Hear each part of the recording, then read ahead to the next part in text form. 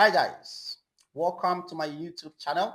If you haven't subscribed yet, please subscribe to this channel, like and share this video, leave the notification bell on, and comment on this video. Let's help this page grow.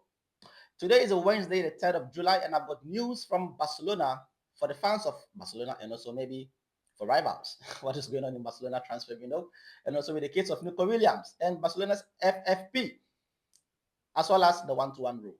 Let's get into it. So days ago, I told you guys that the agent of Nico Williams, Tenta, told Barcelona that if they are to activate the release clause of Nico Williams, they have to what? Guarantee that they will be able to register the player on the day they trigger the release clause. They have to put it on paper as well. And you think Barcelona is stupid? That means that if they activate the clause and are not able to register him on that day, the player becomes a free agent to move to any club they want to go. That means 62 million euros wasted. It's not going to happen. So Barcelona picked the phone and called Nico Williams and was like, hey, what's going on? The player was like, I have no idea what is happening with my agent. I didn't instruct him to do so. That means it's Bilbao who have been pressuring the agent to have this done with Barcelona. You know, the agent of Nico Williams is under pressure because he represents about 85% of the Bilbao squad. Yeah, so it makes sense why he's under so much pressure. Now, Nico Williams, in view of this, had to cut his holiday short and come to Bilbao and also maybe to the city of Barcelona to sign the power of attorney. Now, rumors have it that Barcelona want to activate the release clause of Nico Williams before Friday, which happens to be the 4th, if I'm not mistaken, of July. Because Athletic Bilbao returns to training on the 9th of July, and the player doesn't want to go back to the grounds of the football club because months ago I told you guys that he packed all his belongings from his locker room, and it would be an awkward situation given this back and forth or the tension between the clubs for him to go back to the Bilbao training ground and wait for Barcelona to activate his release clause. So rumors have it that by Friday, Barcelona might activate the release clause of Nico Williams. Yes, this is how it's done at La Liga. A player needs to sign a power of attorney, release himself of the contract, go to La Liga's office to pay the release clause, and therefore he becomes a player for the new club that triggered this release clause. So yeah, that is a bit of news coming from the camp of Nico Williams and Barcelona. So the deal is almost 99% done, as reported by many sources. So let's wait and see if the activation happens tomorrow. Also, in other news, Barcelona are now in a one-to-one rule. Yes, that means that they can behave or transact normally in the transfer market. Now, we had rumors that Javier Tebas called Barcelona that, hey, you are now in a one-to-one rule. Any people can do your activities normally in the transfer window.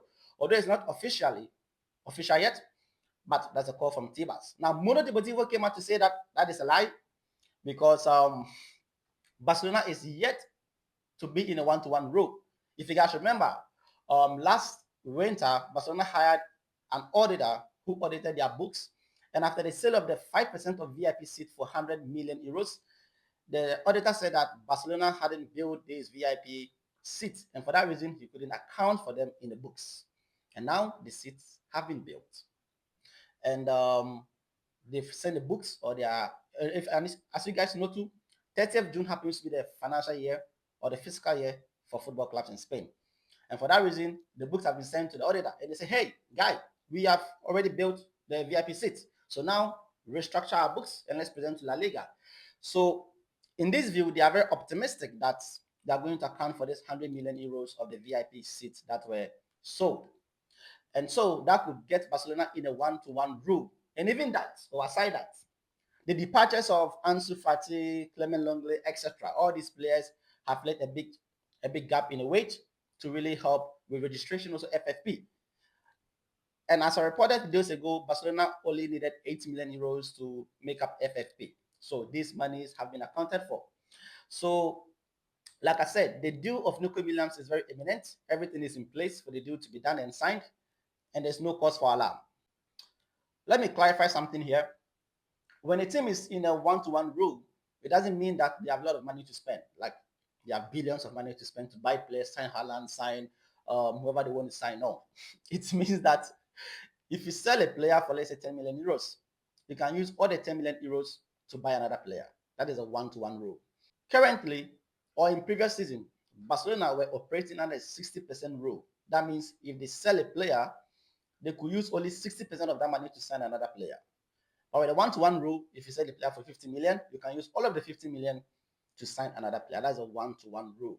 Now let's get on to Lamine Yamal. Yeah, over the past few days, Lamine Yamal have been posting on social media, especially his Instagram, giving clues of the number 10 jerseys. And yeah, of course, the club wanted to announce the number 10 jersey of Lamine Yamal today to boost sales. But then the player requested that this should be done on his birthday. So now if you go to Barca stores to buy a jersey of Lamine Yamal, you only have the number 1 with a question mark.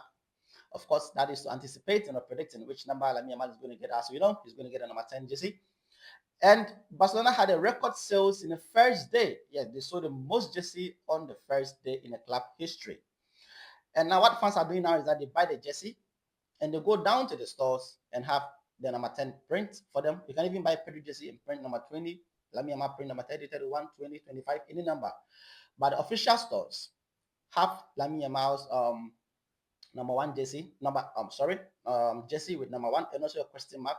So we wait until the birthday of Lamine Yamal to announce the official 10 for the club. It makes sense for sporting reasons and also for economic reasons, of course.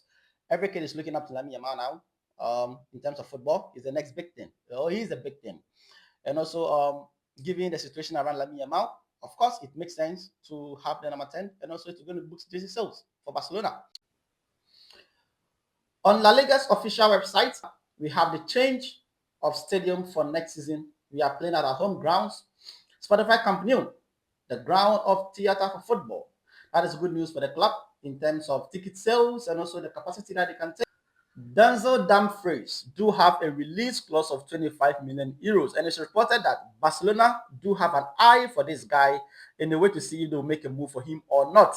No official approach have been made by the club yet. It's just an admiration by the club considering that the release clause of this guy is 25 million euros. Yeah, so that means, I don't know, but this window is going to be a window of triggering release clause for Barcelona because first Juan Garcia, then Nico is in the pipeline. I think of triggering the release clause of Denzel Dumfries is going to be amazing. Now let's wait to see what happens in the coming window.